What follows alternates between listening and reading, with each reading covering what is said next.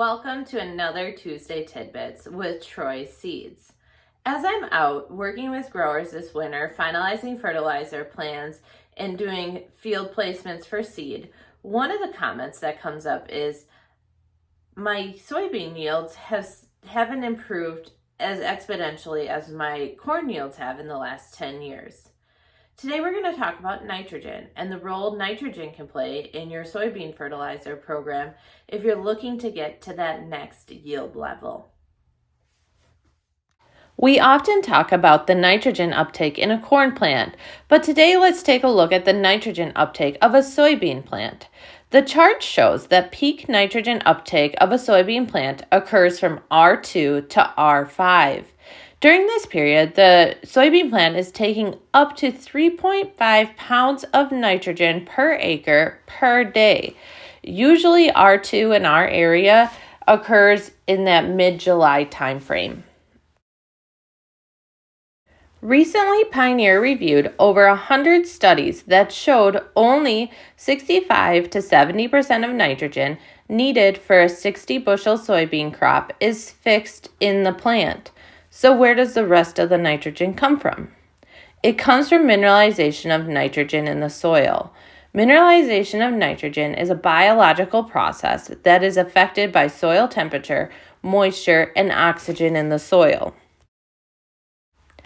The research also shows nitrogen may be a yield limiting factor in the 60 to 80 bushel soybean region, especially in lower organic matter soils.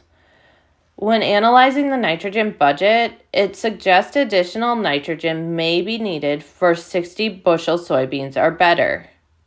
While there's no definitive research that shows a benefit to supplemental nitrogen, we know that mineralization of nitrogen out of the soil is very weather dependent and may change from year to year. So if you feel that nitrogen may be one of your limiting factors, we recommend starting with 20 to 30 units of nitrogen supplementation and alternating strips in the field to do yield test on your own farm.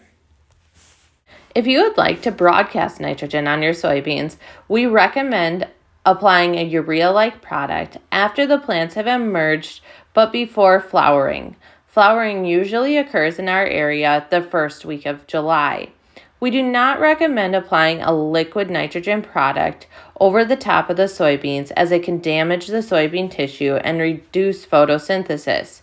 Y dropping is a great way to apply a liquid nitrogen product, and we recommend applying the nitrogen around R2 as that's when maximum uptake of the nitrogen in the soybean starts to occur.